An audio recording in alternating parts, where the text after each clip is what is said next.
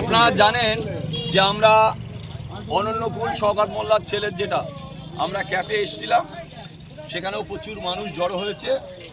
আমরা ওখানে বলে এসেছি যে প্রশাসন 1 সপ্তাহের মধ্যে ভেঙে দেওয়ার দায়িত্ব আছে, ভেঙে না নিলে তারপরে আমরা আমাদের দায়িত্ব হাতে তুলে নেব। আজও বলছি, এইটা কোন মোড়, কিসের মোড়? মৌখালি ঘাটে আমরা দাঁড়িয়েছি। এখানেও আমরা দেখছি কিছু তৃণমূলের হারমাত, তৃণমূল শওকত মোল্লার রাইট হ্যান্ড যারা, তারা বিজেপিতে ঢুকে আমাদের দলের কর্মীদের উপরে আক্রমণ করার চেষ্টা করছে। আজকে আমি দ্ব্যর্থহীন ভাষায় বলে যাচ্ছি, যদি তারা সাবধান হয় ভালো, আর সাবধান না হলে তাহলে আগামী দিনে তারা বুঝতে পারবে তৃণমূলের সর্বনাশ করেছে, আবার বিজেপিকে সর্বনাশ করছে।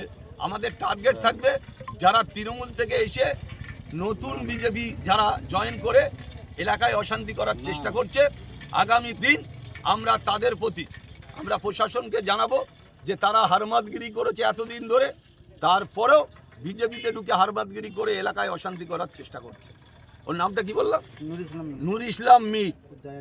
এখানে জায়গা কিনে প্রচুর জায়গা, খাস জায়গা, ক্যানেলের জায়গা, রাস্তার ধারে জায়গা কিনে প্রচুর জায়গা দখল করে এলাকায় অশান্তি করার চেষ্টা করছে। এলাকায় তোলাবাজি থেকে শুরু করে, মোস্তানি থেকে শুরু করে, গুন্ডামু থেকে শুরু করে তৃণমূলের যারা হারমাত তাদের সাথে নিয়ে এই ধরনের চক্রান্ত করছে।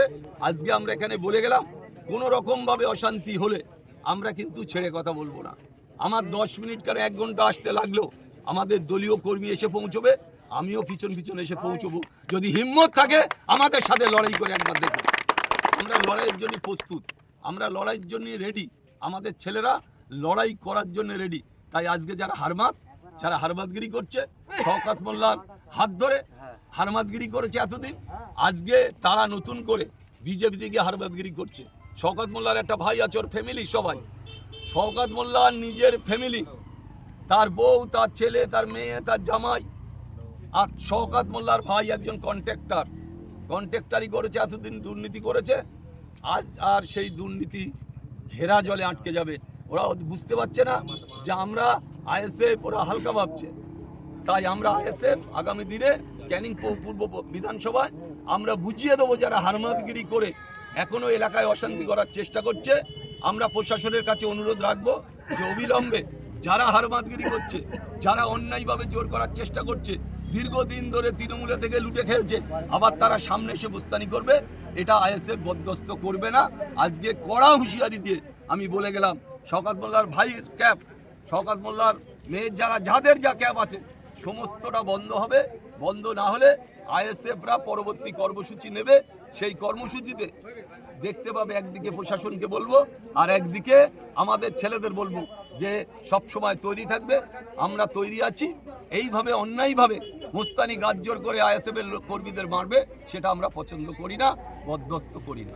গোপন সূত্রে খবর পাওয়া যাচ্ছে যে বিজেপির লোকেরা বলছে যে আইএসএফ যারা করবে তাদের ঠ্যাং ভাঙা হবে, এই বিষয়ে কি বলবেন? শুনুন, কে কি বলছে আমার জানা নেই, তবে তারা একবার ঠ্যাং ভেঙে দেখুক তাদের কতটা হিম্মত আছে। তারা, আমি জানি সরকার ডবল ইঞ্জিন সরকার, বিজেপি সরকার, কেন্দ্রে বিজেপি সরকার, কিন্তু আমরা ক্যানিং পূর্ব আমরা সবসময় আইএসএফ আমাদের এখানে অনেক এগিয়ে আছে, আমরা অনেক লড়াই করার জন্য আমাদের ছেলেরা আছে। আমরা শুধু বলবো প্রশাসনটা ঠিকভাবে চলুক, তাহলে আমরা নিশ্চয়ই দেখে নেব আমরা কিভাবে কি করতে হয়, আমরা সেটা জানি। বিজেপির কিছু কর্মীরা বলছে যে আরাবুলদা এসে পাড়ায় পাড়ায় অশান্তি ছড়াচ্ছে, এটা নিয়ে কি বলবে? শুনুন, বিজেপির একজন বক্তব্য রাখছিল ভাঙড়ে, আরাবুল হারমাত, আরাবুল গুন্ডা, আরাবুল অমুক। আমি সেই বিজেপির নেতাদের বলবো যে তোমরা কতদিন গুন্ডাগিরি করেছো? যে কটা বিজেপি নেতৃত্ব দিচ্ছে সমস্তটা তৃণমূলের নেতারা। তাই আজকে বিজেপি একটু বড় বড় কথা বলছে। আগামী দিন বিজেপিরা বুঝতে পারবে যে কাদের সাথে ওরা সংসার করছে আর কাদের নিয়ে সংসার করছে, সেটা বিজেপি আগামী দিন বুঝতে পারবে। আরাবুল ইসলাম গুন্ডাগিরি করিনি, আরাবুল ইসলাম কারুর মারিনি, তবে অন্যায় করলে আরাবুল ইসলাম কারুর ছাড়েনি, এটা মাথায় রাখতে হবে। আর কোনোভাবে আরাবুল ইসলাম সেটা ছাড়বে না। বলছে প্রতিটা পাড়ায় ঢুকছে, প্রতিটা পাড়ায় অশান্তি হচ্ছে। প্রতিটা পাড়ায় কেন, বাড়ি বাড়ি যাবে আরাবুল ইসলাম আগামী দিন, প্রতিটা বাড়ি যাবে, 1 গ্লাস করে পানি খাবে, আর তাদের সাথে বলে আসবে যে আইএসএফটা করতে হবে, হারমাতদের তাড়াতে হবে। জীবনতলা বলি বলছে আরাবুলকে জীবনতলায় ঢুকতে দেবো না, এই কদিন আগে দেখলাম। এটা হাসির কথা। অলি তো অলি, অলির মুখ্যমন্ত্রী বলুক না যে আরাবুল তুমি ওখানে ঢুকো না, সেটা দেখা হবে। অলির যিনি মুখ্যমন্ত্রী তারা বলুক না যে আরাবুল তুমি ঢুকো না, আরাবুল ঢুকলে পুলিশকে বলুক না আরাবুলকে অ্যারেস্ট করতে। আমরাও সব ভয় পাই। আর আমরা এই দুটো ফেলাক ছিঁড়ে দিলে কিছু হলো এটা নয়। তোমরাও কাজ করবে, তোমরাও লড়াই করবে, আমি আছি। কোনো রকমভাবে 1 ইঞ্চি জমি ক্যানিং পূর্ব আমরা ছাড়বো না। সে আইএসএফ বলুক আর অলি বলুক। অলি পেয়াদা শুনেছি, উনি পেয়াদা, তা ওই পেয়াদাকে আমি বলে যাচ্ছি যদি হিম্মত থাকে আরাবুলকে আটকে। চলো।